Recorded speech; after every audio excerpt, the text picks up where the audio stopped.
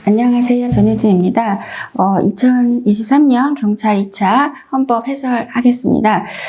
전반적으로 지역적인 논점까지 냈다는 특징이 있고, 그러면서도 진짜 그대로 나왔으면 난이도 엄청 높았을 텐데 약간 답은 손들고 있는 식으로 해서 조정을 좀 한 것 같아요. 그 답만 보고 오히려 좀 가벼운 마음으로 풀면은 잘 봤을 수 있고, 공부를 좀 꼭 붙어야 되는데 양을 줄여서 했으면 되게 어렵게 느껴질 수가 있어요. 우리는 뭐 다 한 데서 다 나왔기 때문에 저 헌정사 빼고는 사실 못 풀 게 우리 학생들은 없었다고 보이고, 아직은 실력이 완성되지 않아서 애매한 점수대도 있지만, 지금 뭐 경찰학도 그렇고 양이 많으면 이제 시험에서 쉽게 나왔을 때 여러분이 힘들어 하시고, 와, 괜히 했으려고, 양이 많이 골고루 다 나오면, 이렇게 왔다 갔다 하시는데, 그러면 안 되고, 해야 될 양은 사실 많은 게 맞고요. 이제 전체적으로 양을 계속 채워가시되, 요약하는 논점과, 그러니까 빠른 속도로 보는 것과, 혹은 요약, 혹은 왔다 갔다 하시면서 해야 될 양은 사실은 계속 갖고 있으셔야 돼요. 자, 빠르게 하겠습니다. 우리 이제 8조의 정당 설립은 자유다, 이 말이 뭐 명칭에 대한 자유기도 하고, 탈퇴의 자유기도 하고, 다 자유라고 수업 때 많이 말씀드렸고, 그 다음에 뭐 2번은 사실 쉬운 건 아니에요. 전형적이지도 않고. 그래서 뭐 지구당 이런 말이 또 옛날 논점이다 보니까 정당에 대해서 우리 법익에서 이렇게 읽으면 차라리 쉽고요. 지구당에 대해서 뭐 없어졌다 이런 거 생각하면 좀 복잡하고요.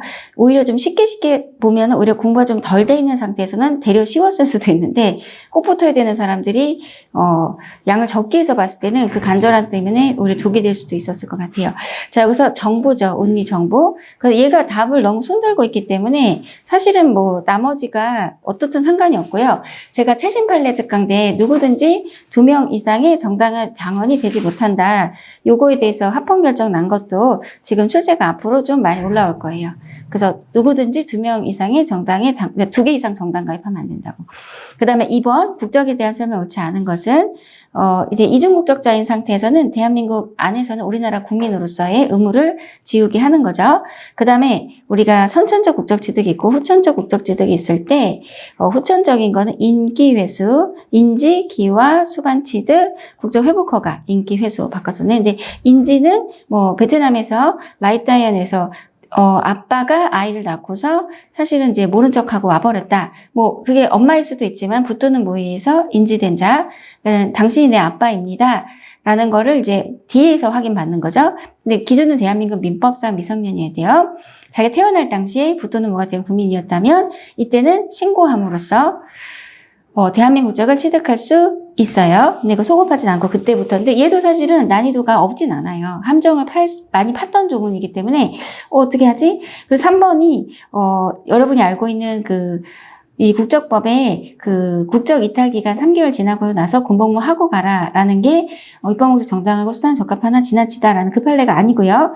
얘는 그 이후의 최신으로 아예 12조 사망 자체가 직계 존속이 외국에서 영주할 목적 없이 체류한 사람의 수장한 자는, 이거는 우리가 지금 앞에 봤던 2022에 많이 나왔던 단순히 18세가 되고 나서 3개월이 지나갔다라는 그게 아니고, 직계 존속이 외국 영주할 목적 없이 체류한 상태 출생했기 때문에 병역 해소해라는 거는 합헌이야. 그러니까 사실 여기서 흔들어서 답을 4번이 안 보였으면 여러분이 이거 푸는 게 쉬운 게 아니에요.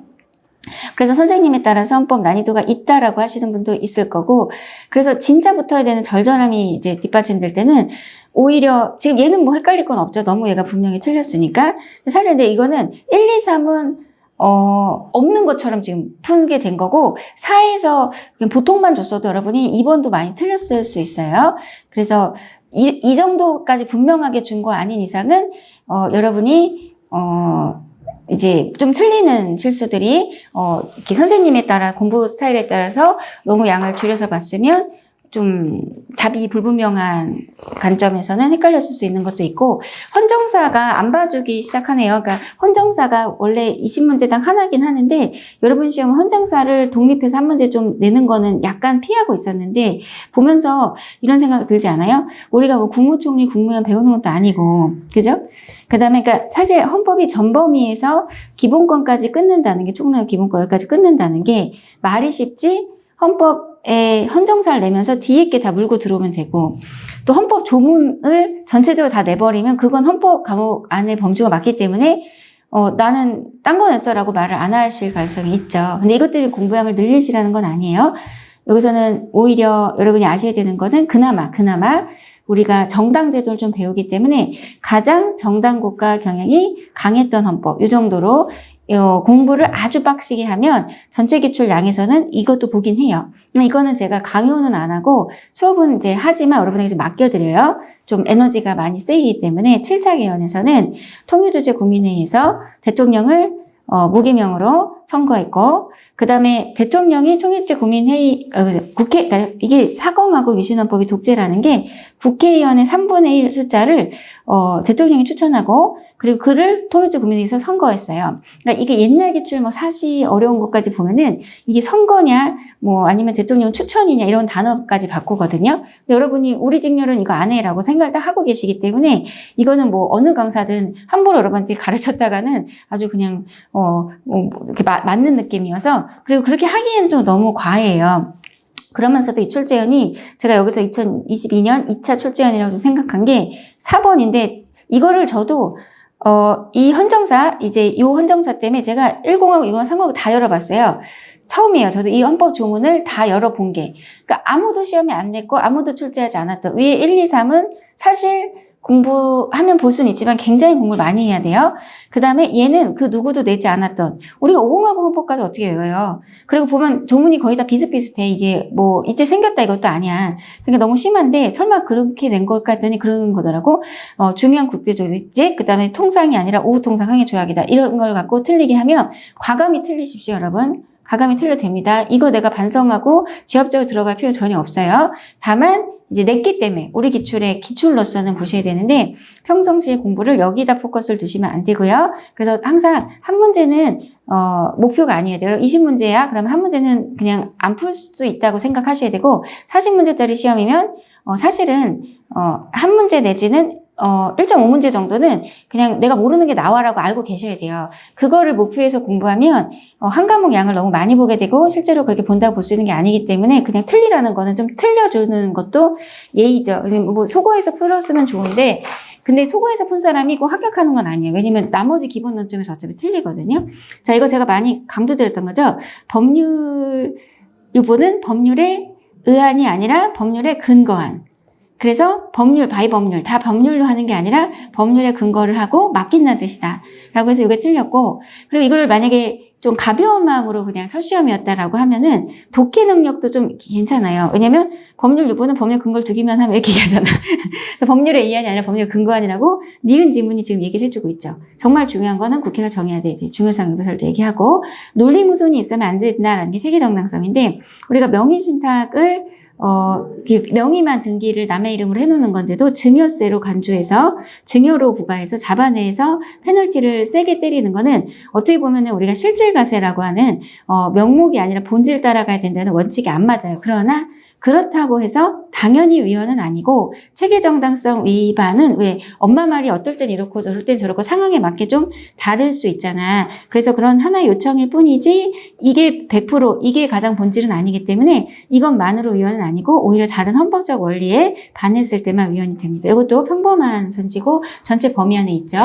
그 다음에 여러분 출제위원이 분명합니다. 이분은 2022년 2차 시험에 나왔던 진정소급은 이미 동결된 일에 대해서 친일파 재산 환수처럼 예외적으로 특단의 사정이 있을 때만 허용이 되고요. 부진정소급은 원래 제도가 바뀔 때는 중간에 끼는 사람들이 생기죠. 그러니까 법을 바꿔서 이렇게 시행할 때 예를 들면 임대차 보호법이나 상가임대차 보호법에서 임차인 계약을 좀 갱신 청구권 같은 걸 줄 때 우리 계약은 이전에 시작해서 2년 전에 시작해서 아직 계약 기간 중이야. 그러면 ing적인 이 계약도 그 상가임대차 보호법에 따라서 임차인의 권리를 강화시켜요. 그러니까 제도를 처음 만들어서 쓸 때는 이 이후의 계약만 적용을 해버리면 이 입법의 취지가 많이 몰각되기 때문에 이 중간에, 물론 옛날에 계약 관계였던 사람한테 적용을 안 하죠. 끝난 상태에서는. 근데 법을 딱 시행하는 시점에 계약 중인 ing적인 요거를 빼고 가면은 법의 어떤 실효성이 많이 떨어지기 때문에 그냥 지금 진행 중인 과거에 시작했지만 아직 종료하지 않은 법률관계나 사실관계에 대해서도 이제 새로운 법에 따라서 맞춰 살아라라고 할 수는 있어요. 그게 부진정 소급이고 소급이 아니라는 거죠. 그러니까 왜냐면 법을 개정한 이후에도 논점이 걸려 있기 때문에 다만 너무 빨리 적용하면 신뢰보호의 관점에서 이제 논점이 생길 수는 있다. 여기서 나올 게 얼마나 많아요, 여러분.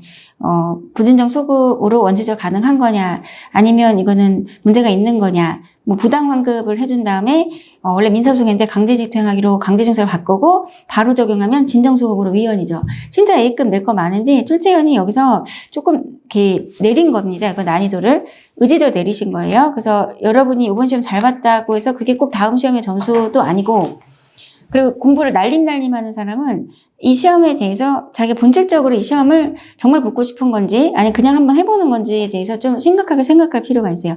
원래 공부해 놓은 게 중요한 것들이니까 기둥은 잘 세우셨는데 살을 붙이셔야 돼요. 그래서 그 흐름을 예를 들면 저 거를 지금부터 들으실 거면 그런 글도 많이 올라오던데 올인원 2024책 제가 최근에 낸 거여서 지금 사실 여기 있는 최신 판례 우리 학생들은 되게 편했거든요. 왜냐면 다 책에 있어서 최신 판례가 사실 중요한 게 너무 많기 때문에 어느 정도 책이 다 갖고 있어야 되고, 그리고 동시에 여기서 반대로 어려운 게 90년대 쪽 논점을 사례나 좀 길게 빼거든요. 그래서 옛날 판례라고 해서 빼버리면은 여러분 노력이 헛되이 돌아가요. 사실은 우리가 총점으로 붙는 거니까 헌법을 다른 과목보다 안 중요해라고 생각할 수는 있지만 다른 과목을 못 본 걸 헌법이 견인해 줄 수도 있고 반대 상황도 생기죠.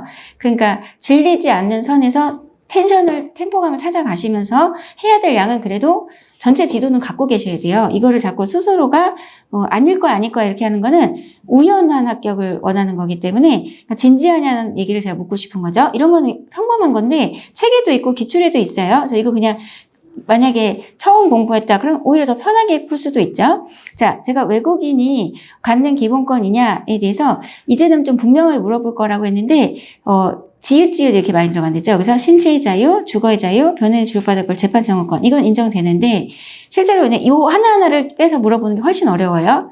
여기서는 오히려 답을 손들게 줬죠. 뭐 국가인권위원회는 헌법기관이 아니기 때문에 국가인권위원회 공정한 조사를 받을 거라는 기본권 자체가 존재하지 않아요. 그래서 헌법에 열거되지 않은 기본권이냐, 기본권 아닌 논점으로 되게 좀 쉽게 알고 있어야 될 논점입니다. 국가인권위원 공정한 조사를 받을 권리라는 기본권은 없어요. 그러니까 나머지를 몰라도 이번 시험의 특징은 난이도가 높다면, 그러니까 분석했을 때 높다라고도 볼 수 있어요. 왜냐면 좀 논점들이 깊어.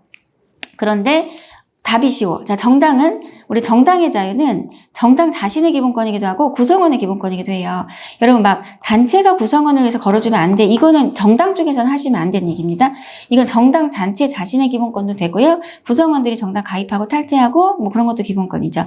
이번 최신 판례 특강 마지막에 제가 이거 해드렸는데 이렇게 행정 주체로서 기능을 하는 이게 공법상 사단법인 이제 사람의 단체 주택 재개발 정비사업 조합을 만들어서 노후화된 노량진 재개발 사업 추진 중이죠. 뭐 아파트 단지면 재건축이라고 하는데, 자 이걸 맡아서 행정청이자 행정주체로 기능할 때는요, 이제 자기들이 한 행정처분에 대해서 행정심판이 들어와요. 그럼 이 행정심판에서 건 사람이 이게 인용이라고 하죠. 이번에 행정법도 많이 나왔던데 제가 좀 찍어준 것도 많이 나왔더라고요. 그러면 행정부가 지면 따라야 돼. 이게 기속력인데 그거는 주택 재개발 정비사업 조합도 이 자리에 들어온다 이거야.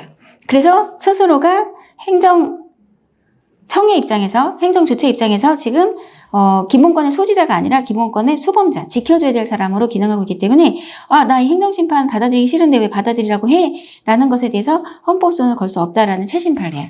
그러니까 얘가 극재신이기 때문에 아직 기출이 없는 상태인데 이게 들어왔고 여기서 답을 보여줬기 때문에 쉬운 거지 사실은 얘도 이번에서 안 보여주면 아닌 거지. 공부 양이 여기까지 안 가 있으면 사실 이제 다음 시험에 모르죠. 자, 얘가 제가 봤을 때 좀 특별한데 제가 공무원에 대해서 정책 중립성 같은 건 거의 다 합헌인데 딱 2개가 위헌이라고 마지막까지 많이 말씀드렸어요. 뭐냐면 공무원이 선거운동의 기획에 참여하는 게 사적 지위에서 하는 것까지 막으면 평등 원칙에 반하고 편의자의 침해다라고 하는 이 논점하고 최근에 많이 나왔던 정당 또는 그 밖의 정치단체. 정당 가입 금지는 합헌이지만 그 밖의 정치단체 가입은 위헌이죠. 요거 하나. 이 두 개가 이제 공무원의 중립성에 대한 개별 조문 중에서 위헌인 판례예요. 이건 한정위헌인데 그래서 이 두 개 강조 많이 하고 문제집에서도 많이 풀게 제가 해드리는데 근데 이게 그래도 2000년대 판례이기 때문에 최신은 아닌데도 한 문제를 다 쓰고 있고 사례로 쓰고 있죠.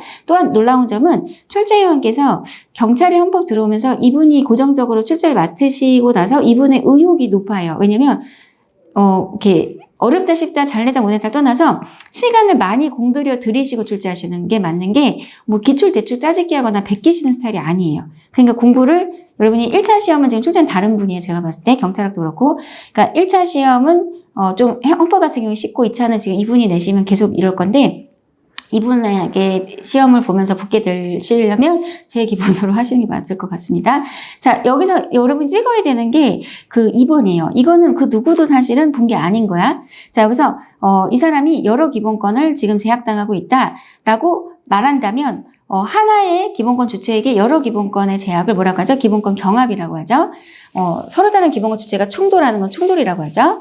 그 다음에 여기서 조문 자체는 선거운동 기획 참여 이런 거는 명확하긴 해요. 전체 판례 보면은 판례 요지 중에 하나예요. 자, 공무원이 지위를 이용하지 않고 그러니까 내가 공직자로서 갖는 신분을 이용하지 않고 그냥 주말에 쉬면서 사적지에서 선거운동의 기획을 금한다면 이건 공무원의 표현의 자유 침해고 또 평등권도 침해한다라는 논점인데 여기서 이유 중 판단까지 들어가서 보면 판례가 이유 중에 어떤 걸 더 중심적으로 볼 거냐 해서 공무단임권보다는 공무단임권 제한도 되지만 그러니까 이런 거를 우리가 세세하게 보지 않는 판례입니다. 사실은 사적 지위에서 하는 것까지 막으면 안 돼. 이 정도로 명쾌하게 알고 있는 걸 갖고 지금 확장을 해주셔야 돼요. 그래서 표현의 자유를 더 중심으로 받겠지라고 좀 유추하시면서 답을 내셨는 게 1번이나 3번, 4번은 그동안 배운 범위에서 문제가 없었던 것 같아 라고 사실 푸는 거죠. 그래서 여기까지 접근하려면 이게 여러분 꼭 배우지 않았더라도 공부 관점에서 저 판례를 확실하게 알고 있으면 생각해 볼 수가 있어요. 그러면은 이제 그것까지 하려면 제가 하는 스타일로 하시면서도 압축 궤도까지 올라오셔서 그냥 편해져야 돼요, 이게. 그다음에 오히려 1번은 저는 문제 옳은가 이 생각도 좀 했는데 이런 거 풀 때는요 더 정확히 틀린 걸로 가야 돼요. 왜냐면 새로운 선지도 나오기 때문에 지금 새로운 선지인데 그러니까 옛날에 있었던 논점하고 다른 논점이에요. 그래서 만약에 옛날 논점 많이 강조한 수업이면은 좀 헷갈리셨을 수 있는데 이제 제 7급에서는 이걸 많이 옛날 논점 강조하는데 여러분 수업에서는 거기까지는 안 하기 때문에 여러분이 오히려 좀 본질적인 걸로 풀으셨을 거예요. 제가 사회복무요원도 그렇고 공무원도 그렇고 정당 가입 금지는 합헌인데 그 밖에 정치단체 가입은 불명확하고 표현의 자유 등을 침해한다 이렇게 하면서 근데 여러분 자꾸 그 밖으로 풀지 마라. 왜냐면 공무원의 집단행위에도 그 밖이라는 단어가 들어간다. 그 밖이라는 단어가 들어갔다고 해서 지금 아래 판례랑 구분을 안 하시는 분이 있다. 집단행위에 대해서는 의견이 안 났다. 그래서 공무원은 집단행위 그 밖에 공무 외의 일을 위한 집단행위를 해서 안 된다. 요거는 우리가 직무 전념을 해태해서 공에 영향을 미치는 경우에 한해서 이 조문을 적용하기 때문에 명확하다라고 보고 있는 거죠. 그래서 위랑 아래를 제가 항상 같이 내드리고 모의고사에서 많이 연습시켜 드렸어요. 그래서 사실 6번하고 7번 한 문제처럼 전 느껴지던데 공무원의 중립성에 있어서 위헌난 거 딱 2개야. 뭐 이거. 선거운동의 기획에 사적지에서 하는 것까지 막으면 한정위헌. 요거랑 정당 또는 그 밖의 정치단체. 자, 이걸 이제 공무원 판례도 있고 사회복무위원을 소개한 판례도 있으니까 이건 호안해서 쓰시라고 하면서 요거 2개 강조드렸고 걔랑 헷갈릴 만한 판례가 이거다라고 말씀드렸어요. 그다음에 뭐 교도소 이거 일반론을 얘기한 거고 이렇게 해서 얘가 정확하다면 1번에서 그냥 고르셨을 것 같아요. 약간 말투가 좀 특이한데 그러니까 긴급 재정 경제 명령을 준수함으로써 요건이 더 까다롭기 때문에 가임금지 원칙을 준수한 효과가 생긴다. 그래서 가임금지는 별도로 심사하지 않겠다. 이래서 사실 뒤쪽이 더 논점인데 출제원이 부분적으로 앞을 뺐죠. 그래서 얘도 기출을 그냥 외우는 것보다는 전체적인 판례 양을 유지하고 있는 거로 좀 소거를 하셨을 겁니다. 그래서 저게 오히려 공부를 아예 안 하고 들어가면 그냥 상식 같은데 공부를 좀 했으면 그게 도움이 되셨을 수도 있지만 오히려 헷갈리는 분들도 계셨을 건데 공부방에 틀린 건 아니고요.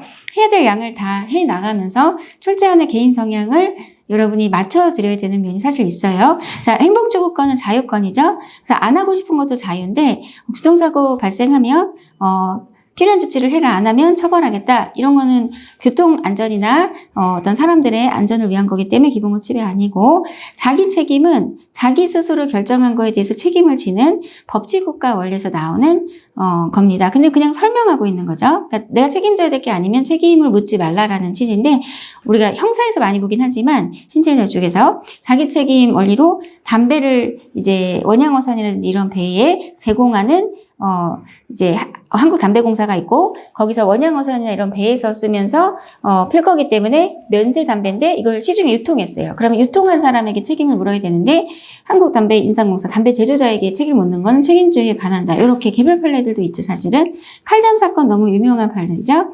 그 다음에 대마를 하는 거, 심지어 뭐 부탄가스 이런 거 마시는 것도 일반 행동자유권의 보호 영역이고, 그런 걸 못하게 하는 게 기본권 제한이고, 제한이 보통 침해는 아닌 거죠. 여기도 난이도 올릴 게 얼마나 많아요. 여기서 응급실에서 의료진을 때리면 안 돼. 그럼 처벌한다는 법은 일반 행동자유권 제한도 아니야. 이러면서 판례가 뭔가 혼자 따로 놀고 있는 판례가 있거든요. 요건 아직 기술도 없어요. 근데 걔도 최신이기 때문에 출제가 한번 들어올 땐 들어올 건데, 그냥 편안하게 준 거예요, 사실은.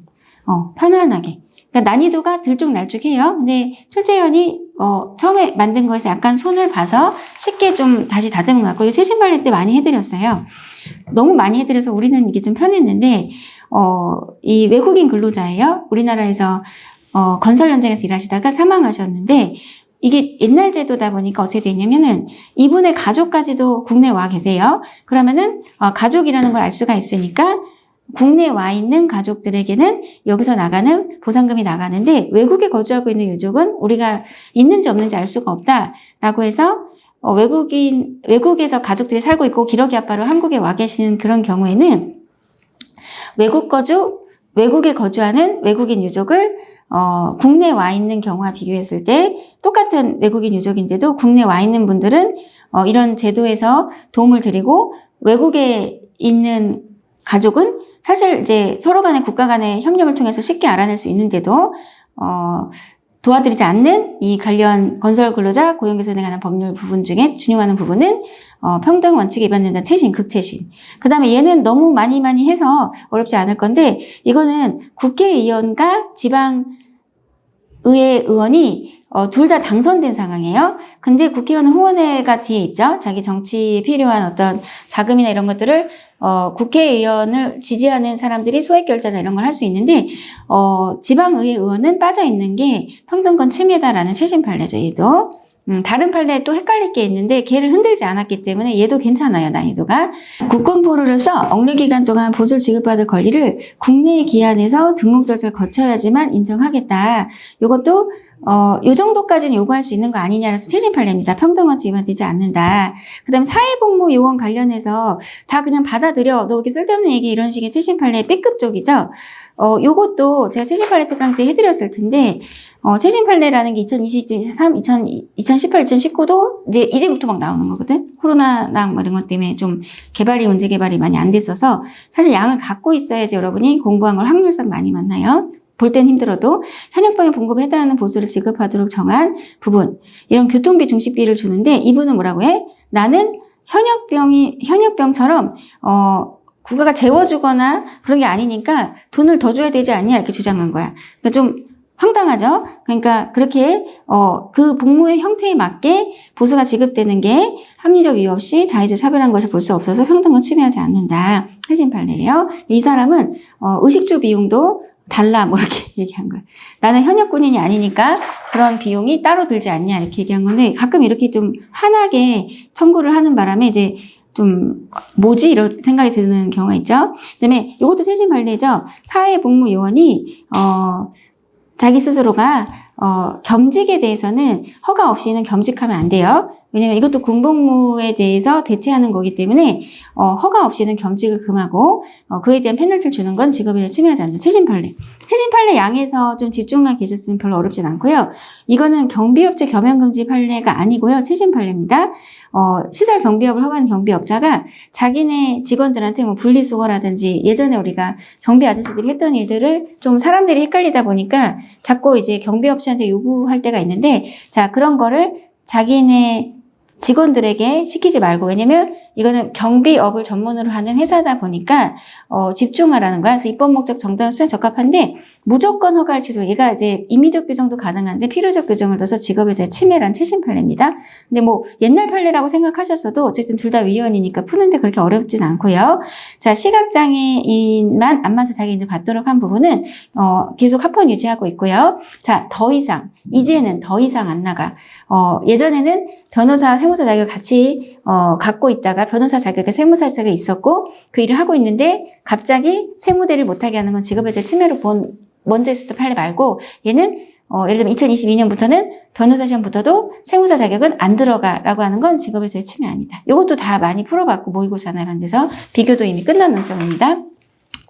얘도 인터넷 게시판에 글 쓰는 거는 표현의 자유죠. 그 사생활 아니고 양심 아닌데 여기에 글 쓸 때 실명인증 받아라 라고 하는 게 정보통신망 이용촉진 및 정보보호에 관한 법률 위헌, 공선법도 위헌 관련 취지로 최근에 공공기관에 글 쓸 때는 실명 확인하고 글 써라 이건 합헌이죠. 그렇게 낼 게 많은데 출제원이 별로 안 걷는 거야. 그러니까 여러분이 이번 시험 잘 봤어? 나는 그래서 헌법 잘해? 그것도 사실은 틀린 건 아닌데 또 완전히 맞는 건 아니야. 그래서 시험 경계에 있을 때는 실력을 한번 완전히 이렇게 앞서가야 돼요. 그래야 다시는 떨어질 확률이 없는 게 돼요. 그래서 이번에 경계에서 커트라인 기다리시면서 좀 고민도 되고 아쉽기도 하겠지만 공부를 습관을 계속 흐름을 끊으시면 안 돼요. 사실은 겸손하다는 게 어려운 건데 겸손하셔야 돼요. 아직 내게 아니기 때문에 실제로 필기를 붙어도 우리가 남은 전형도 있고 해서 이렇게 완전히 논점 놓고 있으면 안 되거든요. 그래서 붙었다 하더라도 압축 해독이나 이런 거 자주 듣고 계셔야 돼요. 자, 공직자의 공무집행, 최근 논점 제가 수업하는 거에 틀어만 넣는다는. 이래서 공부감을 계속 갖고 있어야 면접도 잘 봐요. 자, 공직자는 국민의 알 권리 때문에 어느 정도 오픈을 하죠. 그래서 뭐 공직자가, 뭐 장관 후보자가 뭐 첩이 있다 이러면은 어느 정도 그게 좀 드러나는 게 생기잖아. 근데 너무 극단적으로 어떠한 경우에 들으니까 너무 티나게 틀리겠죠? 그 다음에 공선법상에 후보자 등록할 때 실효된 형도 제출해야 돼. 왜냐면 국민의 알 권리 때문에. 그래서 이거는 합헌인 제도죠. 금감원 직원들은 너무 권력을 많이 갖기 때문에 나중에 보면은 자기가 감독했던 기관, 자기가 감독했던 업체로 이직하는 경우가 많아요. 그러니까 이직에 대한 제한을 금감원에서 있다가 나오면 2, 3년간 두는 거 합헌이고요. 재산 등록 의무를 두는 것도 합헌이야. 그래서 이런 판례들이 사실 이제 새롭게 여러분 시험에도 다루기 시작하는 거죠. 자, 12번에 적절하지 않은 거. 대학 스스로의 기본권이기도 하고, 그 다음에 대학의 기본권은 맞는데, 대학이나, 교수들도 같이 주장할 수 있지만, 교육제도 법정주의나 이런 거에 따라서 많이 국가가 포괄적 권한을 갖기 때문에 좀 받아들여야 되는 면이 있어요. 대략적으로, 선제한 거죠. 그 다음에 학교 근처에서 극장하지 마. 그러면은 금지 자체가 위헌이죠. 대학은. 이제 대학 이런 거 안 써줘서 좀, 이렇게 했을 수도 있어. 그 다음에, 유치원 초중고는 예외 없는 금지가 헌법 불합치죠. 그래서 뭐 어떻게든 하여간 예수의 자유를 침해한다라고 부분적으로 볼 수는 있어요. 여기서 얘가 약을 많이 해서 보면은 누락이 없거든. 특히 이게 여러분 검열 쪽 논점에서 부분적으로 제 책에 이거 있는데, 얘는 검열이기 때문에 위헌이 아니라, 제한상영가라는 게 뭔지를 법이 너무 정의를 안 내리고 있는 거야. 그냥 청소년의 제한이 필요한 영화, 이렇게만 함으로써, 뭐가 제한을 당하는지에 대해서 너무 설명을 안 하고 있어서 명확성 원칙에 반하고 포괄적 금지에 위배된다는 판례인데, 요걸 정답 처리한 게 뭐 2008년 사시나 이런 쪽에 있고, 논점이 거의 안 나온 판례예요. 그런데 양을 안 줄여야 돼, 그래서 여러분 결국 한두 문제 차이로 붙고 떨어진 한 문제 차이에서 1000명씩 있을걸요? 그래서 제가 공부할 때, 여러분 수업할 때 좀 진지한 거야. 그래서 여러분 노력이 어떤 식으로 내도 헛되지 않길 바라는 거예요. 그래서 17문제 맞춰드리는 거는 양을 극단적으로 줄여도 할 수 있어요. 근데 그게 아니라 3문제, 그리고 한 문제 그냥 포기해요. 한 문제 이상하게 내는 건 안 해도 되는 거야. 근데 2문제, 거기서 당락이 좌우돼. 그래서 이런 얘기 있어요. 80점까지 하는 노력과 80에서 90점 이상 올라가는 노력은 똑같다고 보거든.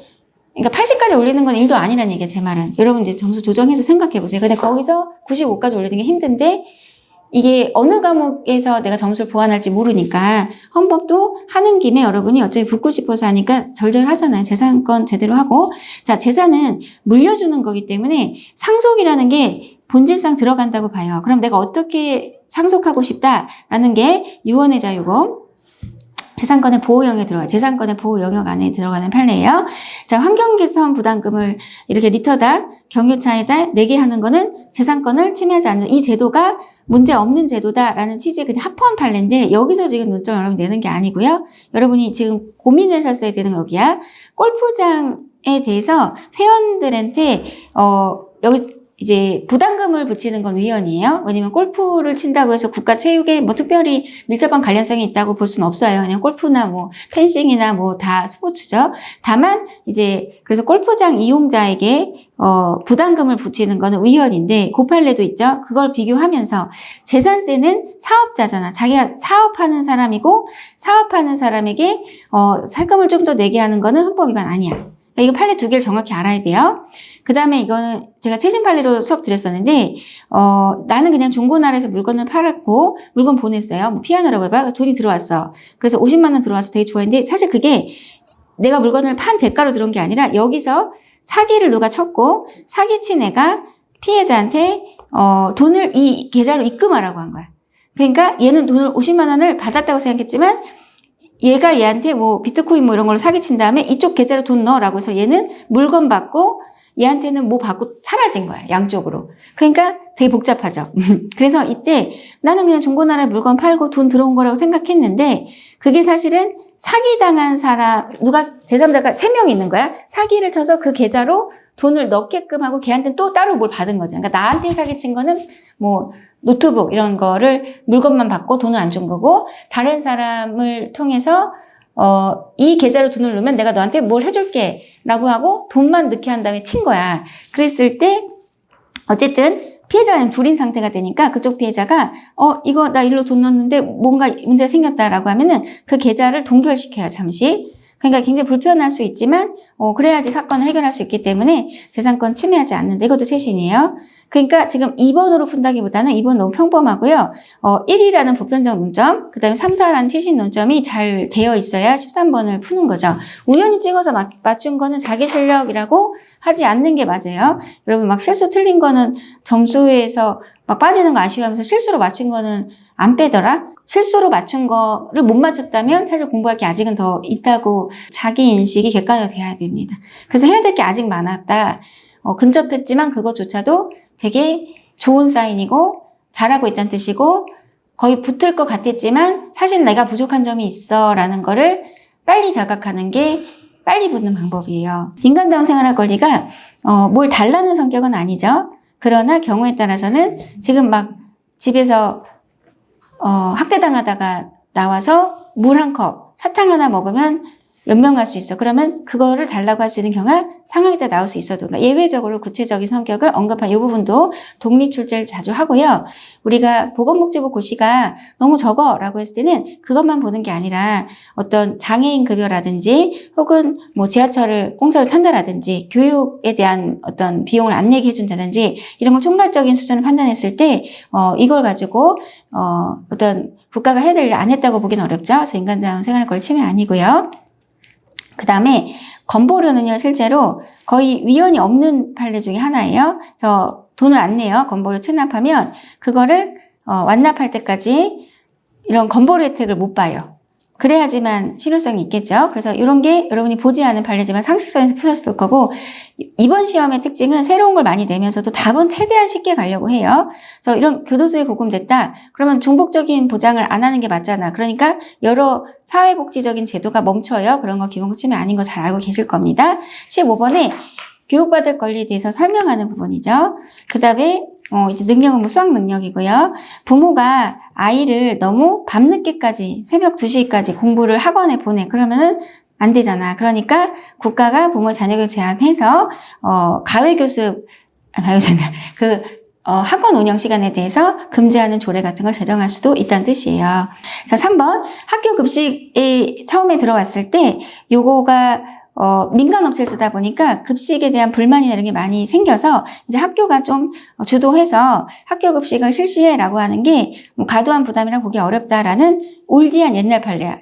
그러니까 오히려 유명한 판례는 학교 운영 지원비는 위헌, 급식비 거절대 합헌 이거잖아. 그거로 착각하고 풀었을 수도 있는데 굉장히 마이너한 판례 중에 하나입니다. 그래서 전체 양을 유지하고 있으면 그냥 다 본 건데 좀 내가 정말 붙어야 돼라는 관점에서 내가 안 본 거에 당혹하기 시작하면은 이제 좀 실수라고도 볼 수 있고, 그냥 그 부분에 대한 노력 부족이라도 볼 수 있는데, 제가 붙어야 될 공간에서 너무 떨기 때문에 못 본 거에 대해서 많이 혼선을 느낄 수가 있어요. 그래도 het갈리지 않도록 많이 이제 답은 보여주려고 하신 편입니다. 지난번보다 그래서 조금 쉬웠어요. 2차보단 2023보단 어렵고요. 노조 설립 신고는 자기 완결은 아니고요. 얘가 진짜 노조인지 혹시 가짜 노조인데 노조인 척 하는 건 아닌지 라고 해서 노조가 맞는지는 심사를 해요. 그럼 얘가 헌법이 금지하는 결사에 대한 허가제냐? 그럼 이거 위헌이죠. 그래서 그런 건 아니고 허가제까지는 아니고 그렇다고 자기 완결적 신고는 보이지 않죠. 그래서 학자들은 얘를 수리를 요하는 신고 정도로 봅니다. 내원 판례지만 문제가 있는지에 대한 검토도 할 수 있다고 봐요. 그러니까 허락받고 모여 이건 아니에요. 그래서 요 판례는 유명한 판례인데 공부가 되어 있으셔야 돼요. 그러니까 유명하지만 강렬한 느낌은 아니죠. 그 다음에 근무 조건과 관련 없는 거는 노조가 교섭의 대상으로 올리면 안 되죠. 그런 거 합헌이고요. 그 다음에 단체 행동권이 만약에 너무 좀 고의적으로 이렇게 기업 운영하는 분에게 피해를 주는 정도까지 간다면 우리가 규율하는 법이 업무방해죄죠. 그래서 그런 가능성을 말한 거기 때문에 그럴 수 있다. 그러니까 단체 행동권이라고 해서 무제한의 어떤 성격은 아니라는 거죠. 자, 여기서 이걸 이제 평범한 논점처럼 보이는 것도 있고 그 안에서 그냥 부드럽게 중요한 것도 있는데 여기가 잘 되려면 압축해독으로 해서 전체 논점을 파악하고 있어야 되고 그리고 4번을 소거해줘야 돼요. 골라줘야 돼요. 왜냐면 주교방위산업체의 근로자는 단체 행동권을 제한하죠. 여기서 단체 행동권만 제한하는 건 합헌인데 출제원은 거기서 더 나아가서 단체 행동권만 제한하는 건 합헌인데 단체 행동을 할 수 없다고 한 게 아니라 단체 교섭을 할 수 없다고 해서 틀렸다 이거야. 그러니까 지금 출제원이 한 번 더 생각할 걸 요구하는데 4번을 몰라도 돼요. 1, 2, 3이 양을 갖고 있으면 그래도 강렬한 판례는 아니지만 B급 판례 정도에서 보거든요. 그래서 딱히 어려운 건 아니고 4번 이상이 그러면은 4번을 못 봤던 거니까 4를 골라줘야 되는 거거든. 그래서 단체 행동권인 거를 갖고서 보시고 단체 행동권을 제한하는 그런 성격에 대해서 제도를 합헌이라고 보면서 판례가 설명하는 부분이 있어요. 이유까지 보면은 단체 교섭권은 있잖아 이렇게 얘기하거든. 그러니까 그 판례까지 다 읽고 푸는 게 아니라 1, 2, 3이 돼야 돼. 얘도 4가 돼야 될 필요는 없어요. 이 시험을 풀 때는. 근데 이후에는 4도 돼야 되죠. 왜냐면 여러분 시험 기출이 됐으니까. 자, 17번 재판 정보권. 제가 헌법 조문은 진짜 심하게 들어온다고 했는데 좀 그렇죠. 근데 뭐 이건 틀린 느낌이 확실히 오죠. 헌법과 법률 정한 법관에 의해서 법률에 의한 재판. 그래서 헌법 조문집은 계속 들고 다니면서 외워야 돼.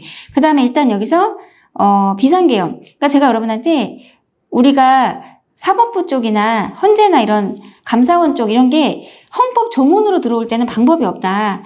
그래서 공부할 때 좀 읽으려고 계속 노력을 하죠, 여러분하고. 자, 여기서 비상계엄. 이거 없고. 그래서 군사법원의 재판을 받는 경우에 해당하는 조문 암기를 지금 요구하고 있어요. 자, 모든 국민은 신속한 재판을 받을 권리를 가진다. 형사 피고인은 상당한 이유가 없는 한 이렇게 돼 있고 공정한은 공개 재판. 그래서 많이 어렵고 기억 니은이 어차피 틀린 걸 아시면 그래도 답은 뭐 보기 중에 고민 없게 떨어뜨려주고 있어요. 자, 이것도 헌법 조문 그대로 내신 거죠. 사실 영향을 받은 건데 군인 공무원, 경찰 공무원, 기타 범죄자는 이게 이중배상 금지라고 사공화국의 유신헌법 때 들어온 거죠. 이렇게 이제 국가가 오히려 보호하고 더 예우해야 될 분들을 전투훈련과 관련해서 등이니까 일반적 직무 집행까지도 대부분 포함하고 있고 국가 유공자나 이렇게 보상을 받게 되면 국가배상 못 받는다라고 해서 이중배상 금지가 있죠. 그래서 굉장히 문제가 많은 조문인데 우리가 헌법 처음 시작할 때 헌법의 이념적 우열은 있지만 효력을 부인할 정도는 아니다. 그래서 이 조문에 대해서 심사 못한다라고 얘기하는 거야. 헌법이니까. 그리고 국가배상법은 이거랑 유사하니까 합헌이고. 그 다음에 여러분 정신적 고통에 대한 위자료까지 처리한 법이냐에 대해서 5.18 관련, 민주화운동 관련은 그 부분에 대해서는 국가배상 청구 침해란 판례랑 비교해서 특수임무 수행자 예능이 의원난 적이 없다고 제가 말씀드렸어요. 그래서 얘가 예전 판례로서도 여기서 동의하면 재판상화의 효력이 생겨. 그것도 합헌이고 최근 논점으로 이제 국가배상으로 생각했을 때도 적극소구 위자료도 얘는 챙겼어요. 그래서 얘는 어떤 방향에서도 합헌이고 이미 2022 2차에 시험에 한번 나왔던 판례 여러분 시험에. 그 다음에 요건상 국가배상법 2조가 고의가시를 구성 요건으로 해서 국가배상의 성립을 입법화한 거는 큰 문제 없다. 그 다음에 국가배상법 자체가 피해자가 외국인이면 국가배상 해줄 거냐? 조문 자체가 상호보증으로 돼 있고 상호보증은 조약을 체결을 전제하지 않고요. 조약 체결 그럼 안 하면 걔네가 먼저 해줘야 돼. 그것도 아니야. 그냥 나라의 제도가 비슷한지만 보는 거야. 판례까지도 물을 수 있었다는 얘기입니다. 상호보증이 그래서 제가 행정법하고 겹치는 건 좀 자세하게 설명드려요. 왜냐면 이번처럼 경찰학에서 행정법 많이 나가면 좀 도움 되시라고. 국가와 상호보증 있을 때 조문이 있어요. 일단 처음에 공부할 건 조문의 존재고 상호보증은 조약을 전제하지 않고 그 다음에 먼저 걔네가 해줘야 된다 이 뜻도 아니야. 외국인에 대해 상호보증인 게 헌법에서 보면 국가배상하고 범죄피해자 구조 청구권이에요. 피배상. 근데 여러분 참고로 형사보상은 구금됐다가 아니었어. 무죄였어. 그럼 보상하는 거니까 이건 상호보증 아니고 외국인이어도 그냥 해주는 거야. 그래서 이게 좀 난이도가 높은 논점이고 국가배상이 상호보증이다. 그런 조문이 있다. 이건 약간 행정법스러워요. 지금 좀 더 지역적이고 자 형사보상에 대해서 진짜 A급 안 냈죠. 얘가 불복을 못하게 되어 있던 게 헌법원에서 받아서 지금은 불복할 수 있죠. 지금 조문으로 낸 거긴 한데 우리가 여기서 알고 있는 대표 논점이긴 해요. 오히려 지금 특감법이 위헌나서 1년 6개월 살았는데 형사 재심하면서 형법의 상습절도로 검사가 공소장 변경하는 바람에 무죄는 안 나왔지만 형이 1년형으로 이제 선고될 때 6개월의 초과 구금에 대해서 형사보상에 대한 입법하지 않은 것은 평등원칙 위반이다. 이 판례가 나와야 돼요. 조금 어떻게 보면 절제했다고도 볼 수 있어요. 그 다음에 우리가 피고인 부상, 건구, 피의자는 현행. 원래 헌정사 날려면 이 정도에서 내야 되는데 아까 보면 좀 심하고 또 조문도 지금 암기도 좀 심하죠. 그러니까 한번 지역적으로 묻기 시작하면 지금 이 출제는 계속 출제하실 것 같은데 그러면 여러분 난이도가 덜썩하고 올라가. 이건 지금 누가 뭔가 잠깐 말린 것 같아. 이거 좀 다시 좀 합시다. 자, 얘가 안날 3년 확정된 때부터 5년이고 범죄 피해자 구조 청구권은 10년이죠. 두 개 많이 비교하고요. 요거는 지금 설명 안 드릴게요. 4번은 사실 깊게 낸 건데 이거는 형사보상이 아니라 형사소송법상에 패소한 쪽이 승소한 쪽의 비용을 내야 된다라는 조문에 대해서 원래 형사소송법 6개월로 되어 있는데 합헌이지만 개정해서 걔도 3.5로 바꿨다라고 해서 최근에 이슈화 되고 있다는 논점으로 제가 수업 때 되게 세세하게 모의고사까지 해드렸는데 어차피 1번에서 답이 나오고 4번을 몰라도 푸는데 지장이 없어서 이제부터 제가 강의할 때는 저 선지까지 설명을 드리겠지만 이 수업 해설에서는 여기까지 할게요. 근데 제가 이거 나올 가능성 너무 높다고 말씀드렸는데 여기서는 이 사람이 여자가 법률혼이 있어. 근데 남편하고 좀 사이가 안 좋은지 뭐 그렇다고 그러면 안 되지만 어떤 내연남하고 사이에 아이를 낳아요. 근데 생부죠, 생부. 여기서 이 여자분이 출생신고를 할 수가 있고 생부는 못해. 자, 그건 평등원칙 위반 아니에요. 엄마 쪽에서 아이를 낳다 보니까 그래서 얘도 어렵게 내면 생부의 출생신고 허용하지 않는 게 평등원칙에 반하냐? 반하지 않아요. 그 관점에서는 여기서 이 아이를 엄마가 출생등록 안 하고 계속 방치하다가 생부와 관계 틀어져서 이 아이를 살해한 사건이 있었죠. 그러니까 그렇게 아이가 출생했다라는 거를 알아야 국가가 걔를 살펴볼 수 있는데 이렇게 아이가 태어나서 출생 등록될 권리가 헌법에 열거되지 않은 기본권이고요. 그것도 되게 중요하고요. 이거를 아이의 관점에서 엄마가 안 해버리면 방법이 없어. 자, 그게 누구에 대해서 그 혼인 외에 출생한 아이들에 대해서 기본권 침해하는 거다. 여기로 의원 내줘야 돼.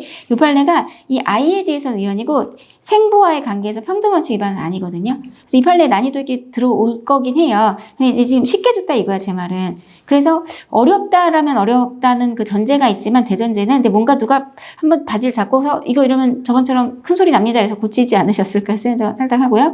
법률은 중심이죠, 우리나라는. 그 다음에 부모가 아이 이름을 지어주는 게 기본권인데 이제 한자를 읽을 수 있는 인명 한자를 써라. 그리고 기출선지가 좀 많이 됐던 거고 난이도 높여서 뭔가 변형 태우진 않았습니다. 자, 오늘 시험 보시느라 수고 많이 하셨고요. 많이 하셨습니다. 감사합니다.